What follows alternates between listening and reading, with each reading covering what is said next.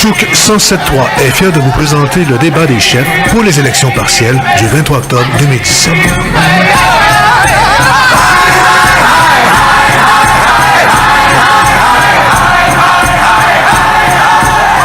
Bonjour à tous. Aujourd'hui à Chouk FM, nous avons l'occasion et surtout c'est favorable pour nous, pour les Premières Nations, d'entendre 3 des candidats fédéraux qui se présenteront aux élections.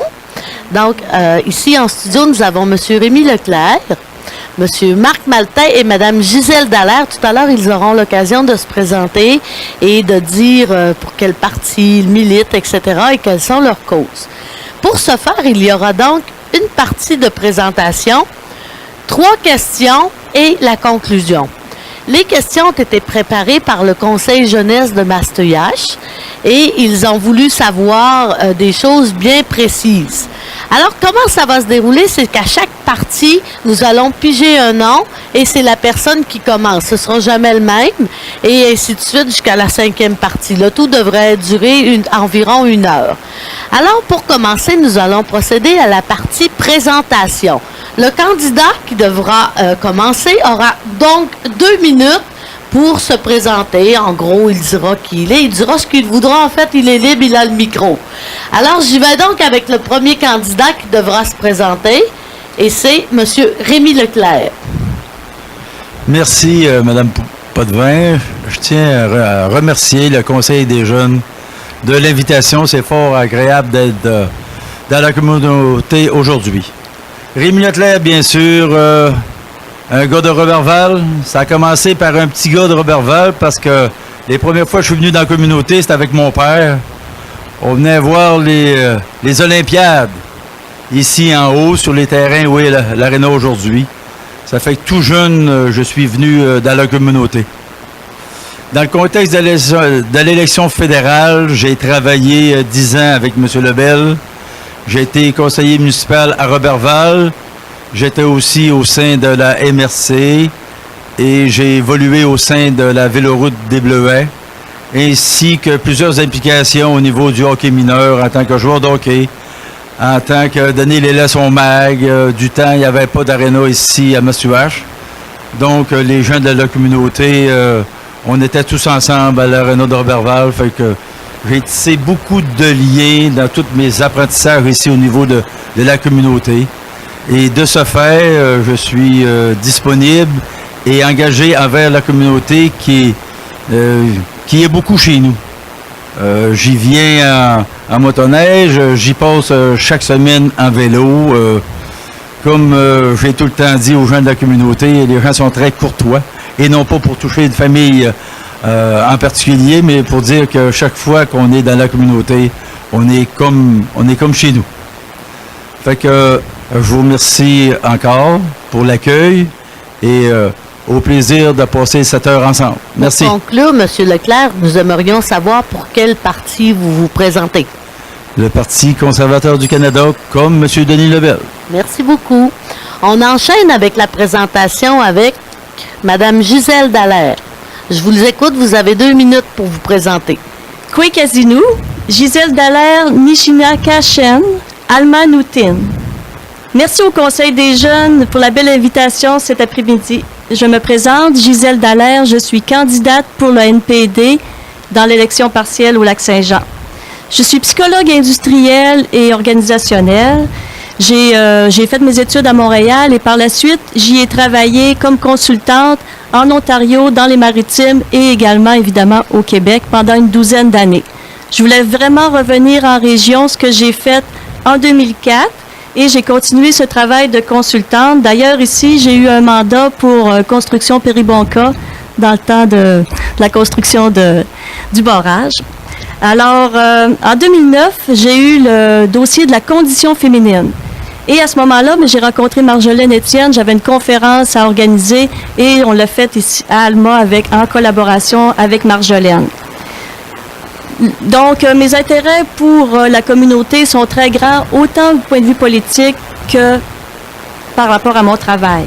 Également, justement, quand j'ai commencé avec le NPD, j'avais le droit, avec mon chef, M. Molker, de d'avoir une activité à faire dans la région. Et tout de suite, ce que j'ai choisi, c'est d'amener mon chef rencontrer le chef.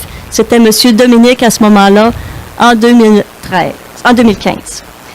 Si je me suis présentée en politique, c'est parce que le bilan conservateur me dérangeait vraiment à l'avant-dernière élection. Alors, je me suis présentée par rapport à ça. Je voulais arrêter de chialer. J'ai dit, je vais agir. Donc, j'ai choisi le NPD parce que c'est un parti qui me ressemble. Et maintenant, en 2017, je continue dans le même sens. Merci. Merci beaucoup, Mme Dallaire. Et on enchaîne avec le troisième candidat présent, M. Marc Maltais. Vous avez 2 minutes pour vous présenter. Oui, je m'appelle Marc Maltais, je suis candidat pour le Bloc québécois. Merci au Conseil des jeunes Péquot-Camille-Nutz de cette belle invitation. Ça me fait plaisir d'être ici encore une fois dans la communauté. J'ai pris l'habitude depuis les dernières années de pratiquer, de participer au Power. Donc, pour moi, en fait, j'apprends à mieux vous connaître. Vous savez, on a tous des préjugés dans la vie. Puis je pense que c'est bon de commencer à regarder à côté. On a des 2 communautés qui cherchent, dans le fond, on a beaucoup de similitudes, beaucoup plus que de points qui nous séparent, entre autres, des aspirations à l'autonomie gouvernementale. Vous savez, à titre de représentant du Bloc québécois, bien, je suis indépendantiste. Puis comme les Inuits, vous voulez aussi votre indépendance, votre autonomie. Puis c'est pour ça que je suis content, en fait, d'être ici aujourd'hui particulièrement, parce que le Bloc québécois, on estime, nous, que les Autochtones doivent avoir tous les outils pour s'orienter eux autres mêmes. Comme pour le Québec, dans le fond, il n'y aurait pas... Ce qui est bon pour Minou est bon pour Pitou, pour moi. Donc, moi, je suis quelqu'un, en fait, je me définis comme, premièrement, un papa de 5 enfants. J'ai une blonde que j'adore aussi. Je suis conseiller syndical à la FTQ depuis 2 années et demie. J'ai une job que j'adore. Avant ça, je suis un militant syndical depuis à peu près 25 ans. J'ai été plus connu à l'époque de mon implication chez Rio Tinto Alcan. Donc, je suis un candidat qui ne fait pas de promesses. Moi, l'engagement que j'ai, c'est de poursuivre ma lutte pour représenter les gens. Les travailleurs, la classe moyenne, les familles. Donc, c'est ça mon implication dans le syndicat. Je suis aussi quelqu'un qui est très ouvert sur le monde. Donc, je pense qu'on devrait travailler, puis je vais m'y efforcer à travailler pour que, ceux qu'on appelle les Québécois de souche, les peuples racines et ceux qui viennent d'ailleurs, qu'on vise tous ensemble en harmonie. Donc, c'est pour ça que je m'implique. Je suis très heureux d'être ici aujourd'hui avec vous. Merci beaucoup de l'invitation. Merci beaucoup. Maintenant, nous allons enchaîner avec la première question qui a été préparée par le Conseil jeunesse et vous aurez 3 minutes pour vous exprimer. Alors, je pige un premier nom. Madame Gisèle Dallaire. La première question est, quelle est votre position par rapport à la légalisation de la marijuana? Nous, au NPD, Mme Potvin, on n'est pas contre le principe de la légalisation. Parce que l'approche punitive d'une politique antidrogue a prouvé en Occident que ça ne marchait pas. Au NPD, ce qu'on voulait vraiment, c'était d'abord commencer par la décriminalisation, parce qu'on aurait pu procéder en étapes et consulter, y aller avec les provinces, avec les communautés autochtones, pour que ça se fasse correctement et de façon sécuritaire surtout. Ce qu'on entend là, quand on rencontre les gens, c'est que les gens sont pas contre, mais il y a des gens pour, il y a des gens contre, mais les gens trouvent que présentement, c'est fait de façon précipitée et dans l'improvisation. On a M. Ghislain Picard là, qui nous disait que dès l'annonce de la légalisation de la marijuana, on a vu des tendances d'avoir plus de plantations de serres et de production de marijuana au sein de plusieurs communautés autochtones. Et par rapport à la décriminalisation, c'est sûr que souvent les jeunes autochtones vont être visés là-dedans, également les gens de couleur, les gens plus pauvres. Fait que ça nous aurait aidé aussi à désengorger le système et que ces jeunes-là ne soient pas atteints avec cette pénalité-là qui les suit là, dans leur parcours. Fait que ça, c'est triste. Alors, on voudrait vraiment que le gouvernement libéral fasse vraiment des efforts pour consulter les communautés autochtones, ce qu'il ne fait pas actuellement. Et également mettre les ressources nécessaires pour faire face à ce nouveau défi qui s'en vient vraiment très bientôt. Alors, surtout qu'il y a déjà plusieurs jeunes autochtones qui sont déjà pris avec des problèmes de consommation de drogue. Alors ça, on n'a vraiment pas d'idée comment ça va se faire. Est-ce qu'il va y avoir de la prévention? Est-ce que les ressources vont être allouées aux communautés? Ça, on a le gros point d'interrogation et on questionne vraiment en chambre le gouvernement pour voir qu'est-ce qui va se faire actuellement. Alors, beaucoup d'incertitudes. On n'est vraiment pas rassuré sur la façon dont ça se fait présentement. que ce soit autant au niveau des taxes, la réglementation, de la sécurité, des investissements, de l'éducation publique. Tout le monde se questionne et on ne sait pas comment le gouvernement libéral va régler la question. Déjà, la semaine passée, il disait qu'il voulait toujours tout prendre l'argent des taxes. On a vu que les provinces n'étaient pas vraiment d'accord parce que c'est eux qui ont le gros fardeau de la charge. Et vous, dans la communauté ici, justement, comment ça va se passer? Je suis sûre que le chef Maure se questionne vraiment par rapport à ce sujet actuellement avec le Conseil. Fait que c'est une très bonne question par rapport au Conseil des jeunes et merci de m'avoir pu m'exprimer à ce sujet. Merci beaucoup, Madame Dallaire. On va enchaîner avec le candidat Marc Maltais sur la question. Bien, d'abord, c'est pas un secret. Le gouvernement, lors de la dernière élection, M. Trudeau s'est engagé à légaliser la marijuana. Là. Donc, de dire qu'il n'y a pas eu de consultation, je pense que c'est un petit peu faussé les données. M. Trudeau était rentré au pouvoir avec ça très clairement. Donc, il n'y avait pas de menterie là-dessus. Cela dit, je suis quelqu'un qui va critiquer les promesses qui sont rompues. Celle-là, c'était une promesse qu'il a faite. Je lève mon chapeau à ça. Malgré cela, faut pas être sourd non plus. Les gens dans la population ont beaucoup d'inquiétudes par rapport aux conséquences. On en est là aujourd'hui essentiellement pour une raison qui est fondamentale, c'est que la prohibition n'a pas donné les fruits que l'on attendait. Le fait que ce soit illégal n'a pas empêché la consommation, particulièrement chez les jeunes. Puis c'est ça la préoccupation. Chez les adultes, bon, les gens font leur choix, c'est leur vie. Là. Mais chez les jeunes, effectivement, il y a une très grande accessibilité. Dans les communautés, puis comme dans les comme chez les Blancs aussi, là, c'est la même affaire. Je dirais que pour trouver de la marijuana, ce qui est dur, c'est de ne pas en trouver. C'est très accessible. Les données statistiques démontrent qu'il y a 30% des jeunes de 13 à 17 ans qui admettent avoir consommé. Ça, c'est ceux qui l'admettent. Là. Donc, le pourcentage est nécessairement plus grand. En ce qui me concerne, c'est vraiment une problématique. Lorsque je suis pas d'accord par rapport au projet de loi à l'heure actuelle, le projet de loi C-45, qui est à tout fait pratique, qui est passé, là, c'est que le gouvernement fédéral, lui, dans le fond, garderait les recettes au niveau des taxes, mais toutes les charges au niveau de la prévention, de la promotion de la santé, de la sécurité publique, la distribution de la vente, l'octroi des permis, tout ça, là, ça va avoir des charges pour le Québec. Donc, c'est une violation des champs de compétences qui va être très, très grande, parce qu'il faut se rappeler que le Québec, bon, au niveau de la santé, l'agriculture, le commerce, c'est une compétence du Québec, ça. Le code criminel, ça, c'est une compétence canadienne. Donc, le Canada, finalement, va retirer tout l'argent, puis au niveau des provinces, c'est là qu'on va, dans le fond, qu'on va avoir des charges très, très grandes. Je vous dirais que je suis toujours à la recherche d'une solution. Comment empêcher les jeunes de ne pas consommer? Puis comme père de 5 enfants, je le disais tout à l'heure, j'ai 5 petits, puis je posais la question à savoir jusqu'à quel point ça peut être facile de s'en produire. Écoutez, faut pas se mettre la tête dans le sable, là. Il y en a partout. Ce qui m'inquiète, je vous dirais d'autre part, c'est que ça peut être une porte d'entrée, le corps de prohibition actuel peut être une porte d'entrée pour les drogues de synthèse qui sont un véritable fléau. Ce que les jeunes appellent la pinote, puis la vague du fentanyl qui s'en vient. Ça, c'est quelque chose qui me rend très, très, très, très inquiet. Donc, il y a un point positif, d'enlever ce marché-là au crime organisé. Je pense que ça va faire mal. Sans l'annuler, c'est pas vrai non plus. Les crimes organisés vont exister encore. Et c'est une industrie de 6 milliards qui sont dans les mains de la pègre à l'heure actuelle. Donc, si d'une manière ou d'une autre, on peut nous suggérer des façons qui sont plus efficaces que la prohibition pour empêcher les jeunes, je suis tout oui, mais à toute fin pratique, je pense que c'est un petit peu de rêver que la situation actuelle est payante.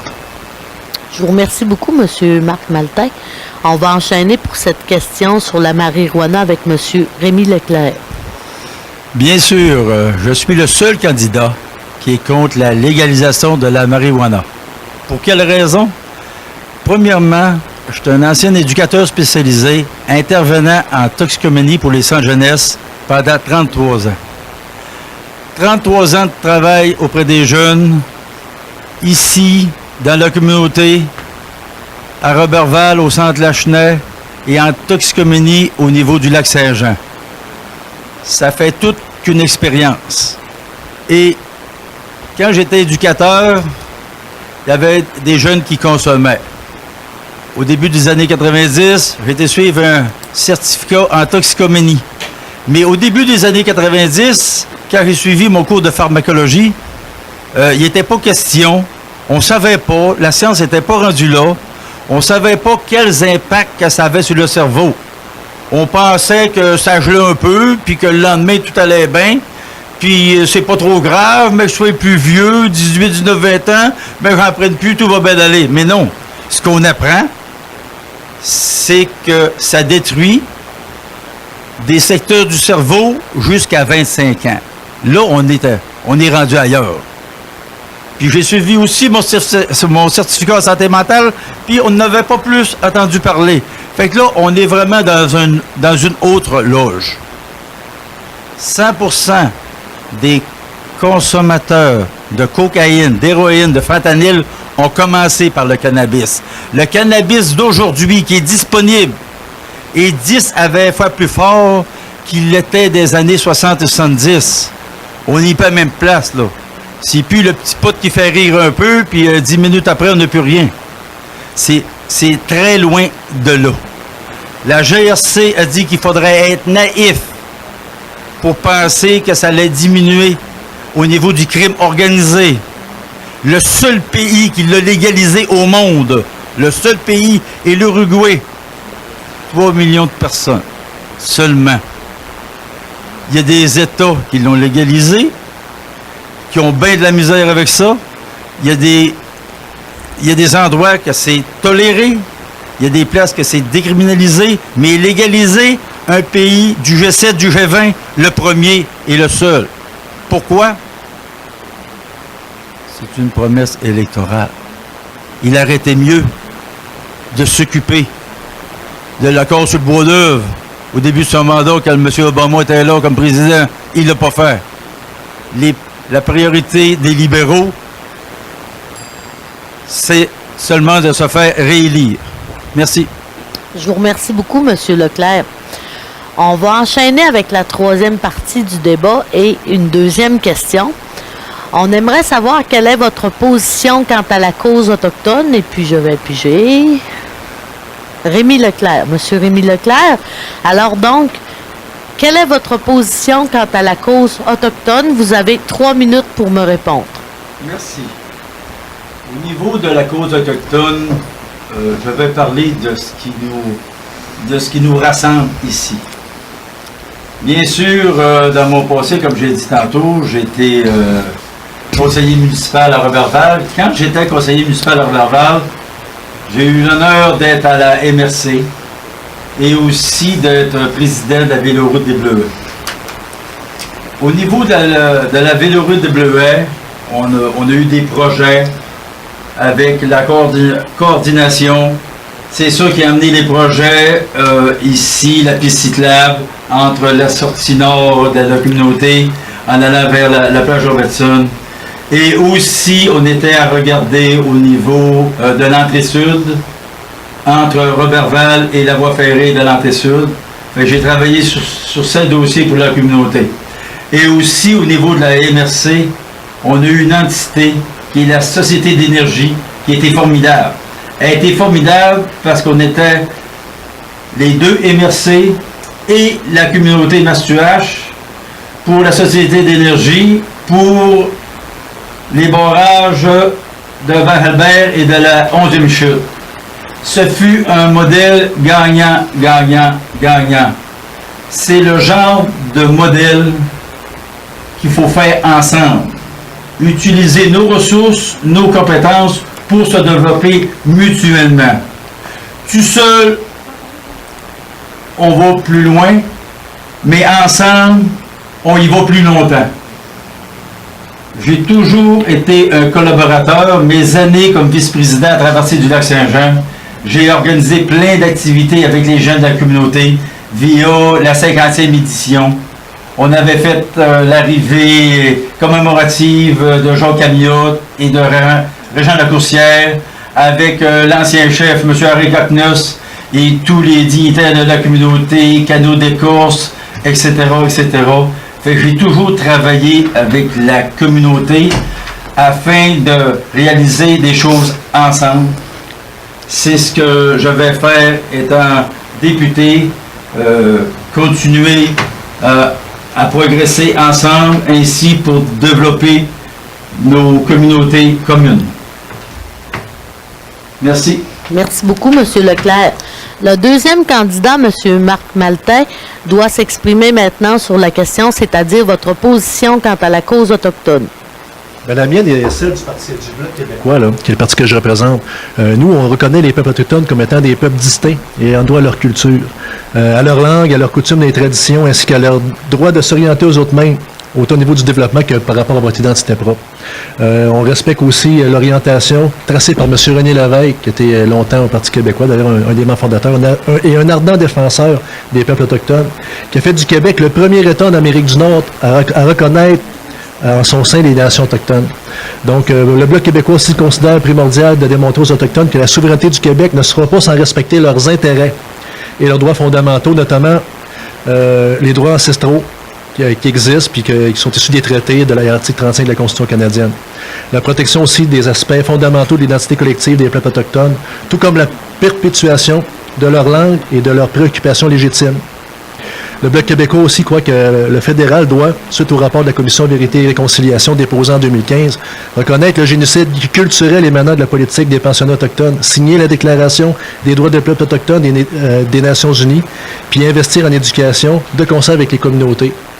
On parle d'éducation. Le Bloc québécois estime aussi que, dans le fond, le système qui est financé par le fédéral, le système d'éducation est sous-financé parce qu'il est plafonné à 2%, alors que la population des Premières Nations augmente. C'est 6,2% qui serait nécessaire.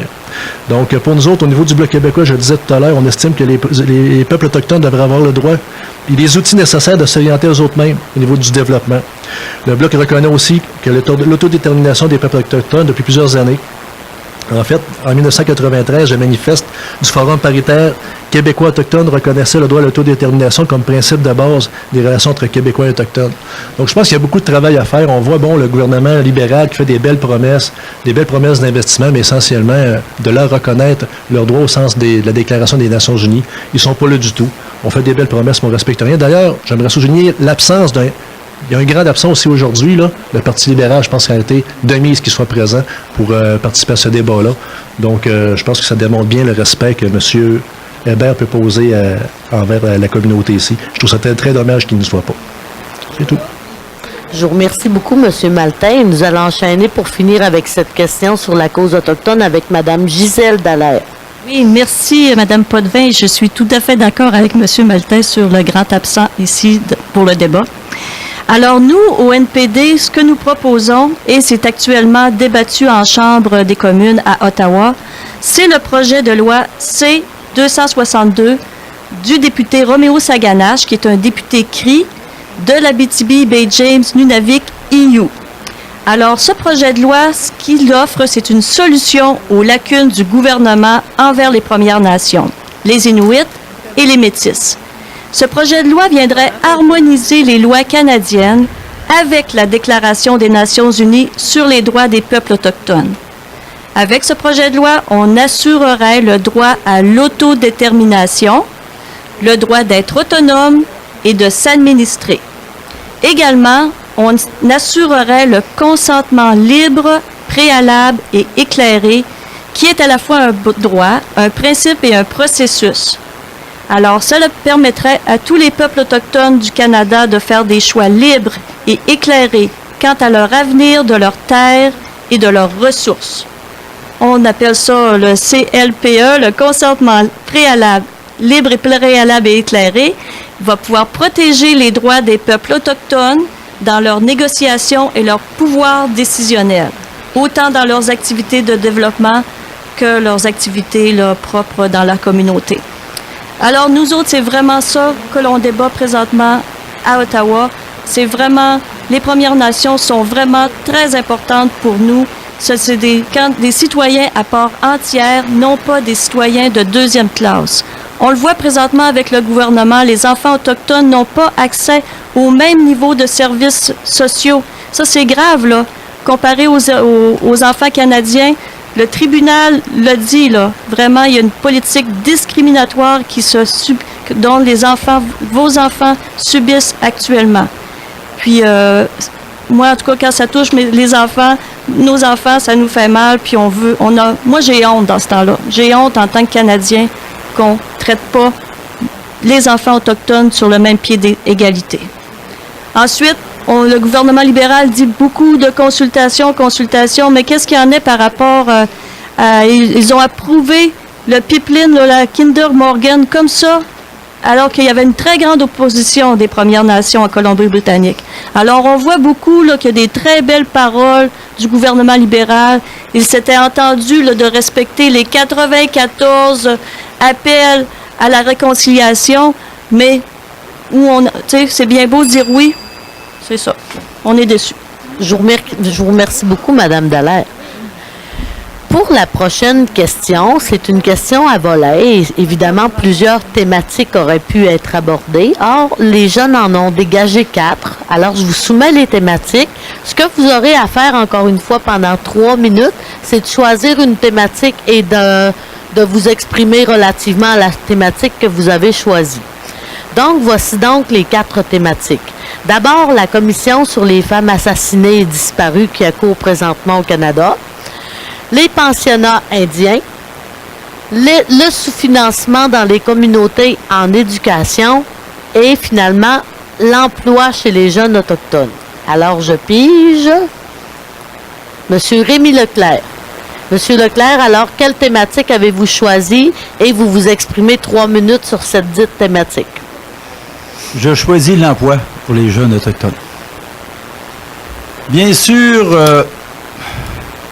dans toute ma tournée que j'ai commencé 8e semaine dimanche, le sujet que les gens me parlent au niveau de la main-d'œuvre, de l'emploi, c'est pas la création d'emplois, c'est le manque de main-d'œuvre. Comment ça se fait qu'on a des gens qui ne travaillent pas, puis on est en manque de main-d'œuvre? Et le manque de main-d'œuvre, c'est à tous les niveaux. Dépanneurs, restaurants, industrie, commerce, ateliers, en forêt, en agriculture, dans tous les domaines. Et c'est pas dans une ville ou un autre, là. De nord au sud, de l'est à l'ouest, tout autour du lac. C'est le manque de main-d'œuvre. Ayant écouté les intervenants, j'ai fait des tables rondes avec des élus, avec des gens de l'industrie, avec des gens de l'éducation, c'est que ça se peut pas. Ça se peut pas qu'on ait de la main-d'œuvre, besoin de main-d'œuvre, puis on a des gens qui travaillent pas, puis c'est pas vrai que les gens sont pas travaillants, là. Les préjugés, faut laisser passer ça. Il y a des choses de pas harmoniser là-dedans. Il faut commencer par cibler les emplois disponibles. C'est quoi les emplois disponibles qu'on a sur tout le territoire du Lac-Saint-Jean? Faire le tour. J'aurais dû le marquer, j'aurais pas mal une bonne liste, puis avec les autres candidats aussi, j'en suis certain. Et candidates, bien sûr. Fait que, lister les emplois disponibles.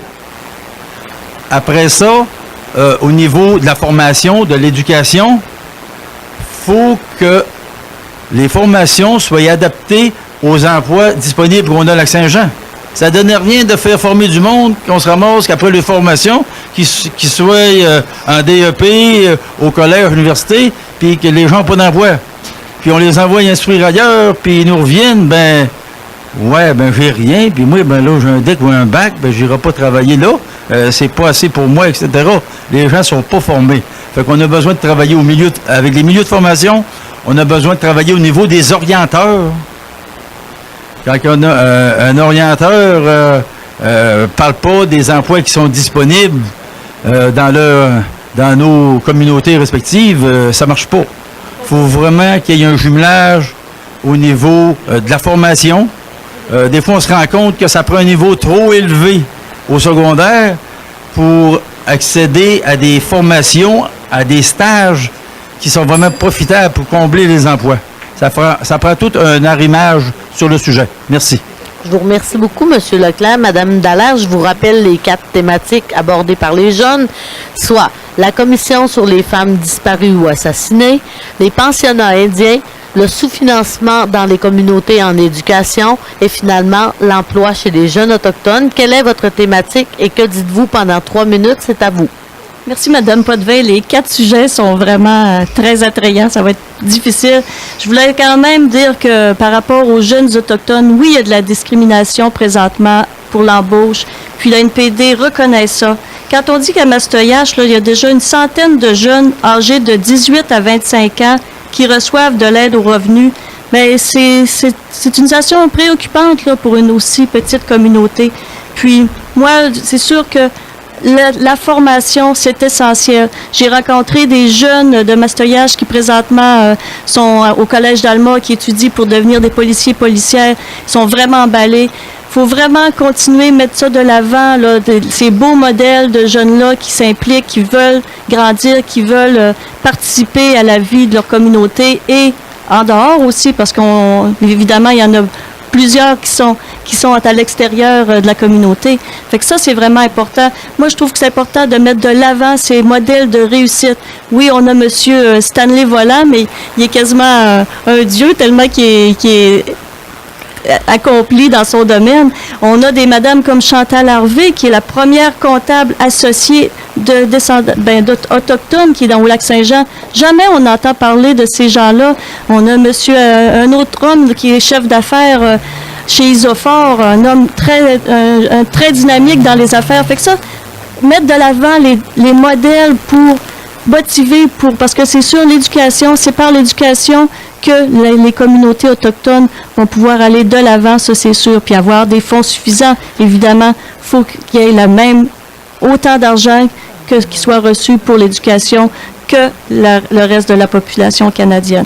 C'est sûr que je me suis déjà exprimée concernant la commission des femmes assassinées, des filles assassinées et disparues. Ça me touche énormément. J'ai rencontré des femmes qui ont participé à cette commission-là, qui sont sorties de cette commission-là, plus affectées que en tout cas, ça se passe pas bien présentement, la commission. J'ai participé pendant de nombreuses années pour de demandes pour qu'on ait la marche, je veux dire, j'ai participé à des marches pour qu'on ait cette commission-là. Puis maintenant qu'on l'a, ça se passe vraiment de piètre façon et ça cause plus de tort que de bien. Alors ça, c'est vraiment préoccupant parce que c'est important, c'est là que ça se passe. On a une belle commission de vérité et de réconciliation. On a un beau modèle à suivre. Pourquoi qu'on n'est pas capable d'y aller dans le respect des communautés, dans le respect des traditions et mettre les ressources financières nécessaires pour accompagner les familles, les survivants, les endeuillés. Merci. Je vous remercie beaucoup, Mme Dallaire. Donc, pour conclure ce point, nous allons y aller avec le candidat, M. Marc Maltais. Je vous rappelle également les 4 thématiques, soit la commission sur les femmes assassinées et disparues, les pensionnats indiens, le sous-financement en éducation et l'emploi chez les jeunes autochtones. La parole est à vous, M. Maltais. En fait, je vais prendre la balle au bon qui m'a été lancée par mon amie Gisèle, qui nous interpellait sur la question des femmes. En politique, on n'en parle pas beaucoup de femmes. Donc, je choisis cet excellent thème-là sur les femmes autochtones. Parce qu'après une année complète, il y a 75% du budget qui est déjà dépensé. C'est malheureux, là. Il y a une équipe qui est incomplète. Il y a presque 60 employés. Un ordre du jour qui est encore flou. Les commissaires, eux autres, ils ont demandé 2 années additionnelles, puis inévitablement une augmentation de leur budget actuel. On n'est pas sûr qu'ils l'aient pour terminer ça puis faire une bonne job. Donc, malgré l'imminence du dépôt d'un rapport intermédiaire, cet automne, pas un mot qui a été prononcé sur les causes de la violence coloniale que vivent les femmes autochtones. Pour rendre les choses encore plus confuses, le commissaire Buller, je pense que c'est ça qu'on le prononce Buller, ou en tout cas, Buller, je veux dire Buller. Marianne Buller. Buller, merci beaucoup, Madame Potvin.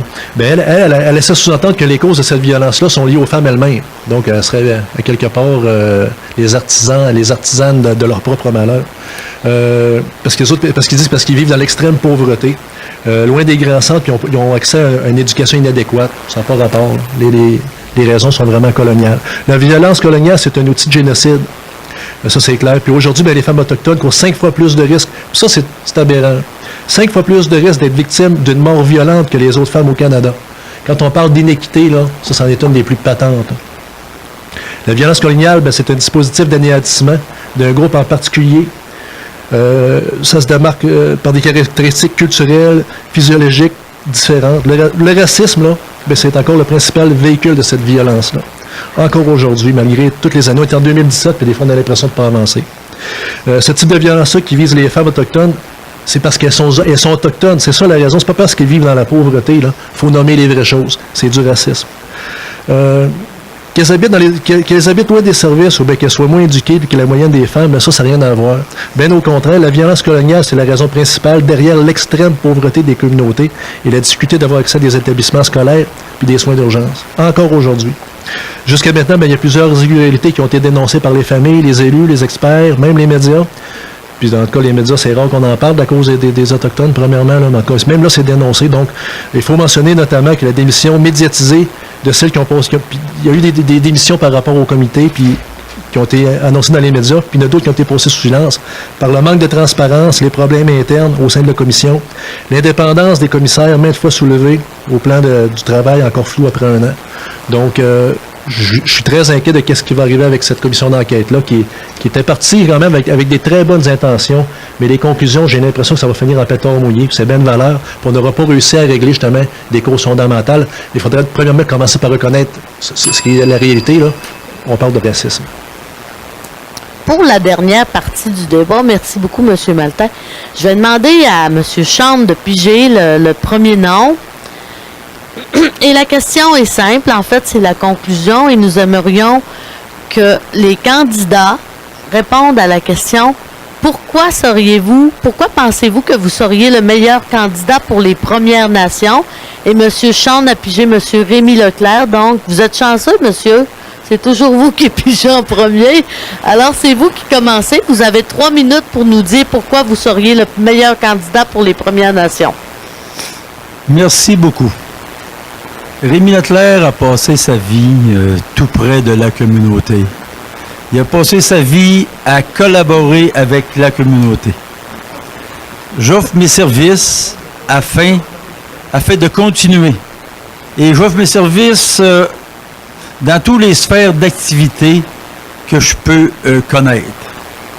J'ai déjà parlé avec M. Clifford Moore de la communauté il y a quelques semaines et que je lui ai dit que j'allais représenter la communauté. La communauté au niveau de ce qui se passe ici, au niveau des relations avec la ville de Roberval. Si je peux aider la ville de Roberval et la communauté à s'entendre sur le sujet qui est vraiment délicat, dont nous, on avait fait des grands pas quand j'y étais au conseil, sous l'égide du maire Michel Larouche dans le temps, je vais continuer à offrir mes services. Ce qui est désolant aujourd'hui, c'est que le grand absent, le candidat libéral, n'est pas ici. Ils font une commission puis ils ne gardent pas trop comment qu'elle va. Je suis de tout cœur avec ceux qui ont vécu des sévices, que ce soit les femmes autochtones, que ce soit ceux qui ont fréquenté les pensionnats jadis. Je suis loin d'être un raciste. J'ai moi-même du sang autochtone dans les veines, comme plusieurs de nous autres. Fait que ça fait... Mon passé est garant de l'avenir. J'offre mes services à la communauté et je vais très bien représenter la communauté ici, au Lac-Saint-Jean, dans la province et au Canada. Merci. Je vous remercie beaucoup, M. Leclerc. Nous allons enchaîner avec le candidat, M. Marc Maltais, qui va nous dire pourquoi il serait le meilleur candidat pour les Premières Nations. Pour les Premières Nations, puis l'ensemble de la population de notre beau Lac-Saint-Jean, mais particulièrement pour les Premières Nations, parce que, bizarrement, après avoir été le chef de file en matière de respect entre les Premières Nations, le Canada a été un des rares pays avec les États-Unis, la Nouvelle-Zélande puis l'Australie à s'opposer à la déclaration lors de l'Assemblée générale des Nations unies. 143 pays ont donné leur appui au texte traitant des droits territoriaux, sociaux des Autochtones. Le Canada a fait manifestement volte-face au détriment des Premières Nations avant finalement y adhérer. Ça, là, c'est pas le Québec. Je le disais tout à l'heure, le Bloc québécois, là, il a déjà accepté ces principes-là. Les deux derniers gouvernements, que celui actuel puis celui des conservateurs avant ça, ont fait la même chose. C'est deux gouvernements, deux partis qui s'alternent, mais avec essentiellement les mêmes relations avec les Premières Nations. Au niveau économique, ben, le Bloc québécois, il est d'avis que les communautés autochtones doivent disposer des logements suffisants, d'infrastructures publiques décentes et des ressources humaines et matérielles nécessaires à un redressement des conditions sociales et sanitaires. Ce qui n'est pas le cas encore. Le nombre de communautés qui n'ont même pas accès encore à l'eau potable. C'est incroyable en 2017. Le Bloc québécois, d'ailleurs, on n'a pas de formule magique. Là. Vous avez l'expertise dans vos communautés. On est d'avis qu'Ottawa, nous autres, devrait assumer ses responsabilités et répondre au projet. Vous vous souvenez encore, il y a eu un beau forum ici à Machtoyats en 2006 qui s'appelait 10 000 possibilités, Ça voulait dire, ça va créer 10 000 emplois, ramener à l'école 10 000 décrocheurs, puis construire 10 000 logements. Ça avait été mis de l'avant, ça, par des gens comme vous, puis ça n'a pas été fait encore. Je pense que le Bloc québécois, en fait, on va pas, je pense, nous allons continuer à appuyer vos revendications. Au niveau des rapprochements, je l'ai parlé beaucoup tout à l'heure, mais le Bloc québécois aussi. Puis moi, j'estime que pour développer les relations harmonieuses avec les nations autochtones du Québec, il faut d'abord savoir les écouter, apprendre à les connaître en s'intéressant à leur réalité et à leurs différences, et aux défis qui leur sont propres. Le Bloc québécois estime que le gouvernement doit agir en consultant adéquatement les Premières Nations lorsqu'il s'agit de projets de loi, les impliquant, pas les mettre de côté. C'est pourquoi que le Bloc demande au gouvernement de consulter adéquatement les premiers concernés afin d'évaluer les impacts qu'auront ces projets de loi sur les individus et communautés. Je le répète encore une fois, c'est pas une vocation tardive, puis parce que je suis en élection que je m'intéresse aux Premières Nations, c'est parce que c'est une question qu'en 2017, on ne peut pas évacuer de la scène publique au lac Saint-Jean et hier au Canada. Donc, c'est ce qui fait en sorte que je suis le meilleur candidat pour vous. Donc, merci beaucoup. Merci beaucoup, M. Maltais. Et nous allons finalement conclure avec la question, pourquoi pensez-vous que vous seriez la meilleure candidate pour les Premières Nations? Et on fait cette jolie conclusion avec Mme Gisèle Dallaire. Merci, Mme Potvin. Partout, si on regarde mon parcours professionnel et mes implications, j'ai toujours mis de l'avant les Premières Nations en essayant d'être proche du Comité Femmes Pouécouteo, du Conseil des femmes de la communauté. Alors ça, c'était vraiment, ça a toujours été là, dans mon travail avec Récif 02 de faire ça de l'avant et dans mes implications personnelles. Également, depuis le printemps, j'ai commencé des cours de Nélouine. Je peux pas dire que c'est facile, c'est une langue assez ardue à apprendre, mais le but, je pense pas jamais de pouvoir converser, mais si j'étais capable d'en parler un peu plus pour pouvoir parler avec les aînés dont c'est leur langue unique, ça serait un très grand, je serais très, très heureuse de pouvoir le faire en respect avec les Premières Nations. Alors, je suis inscrite au cours là, avec Mme Pierrette Courtois. Malheureusement, à cause de la campagne électorale, je vais manquer ma première semaine de cours cette semaine. Par ailleurs, j'ai choisi l'NPD justement parce que c'est un parti d'égalité, de justice sociale, protection de l'environnement, des valeurs proches des communautés autochtones.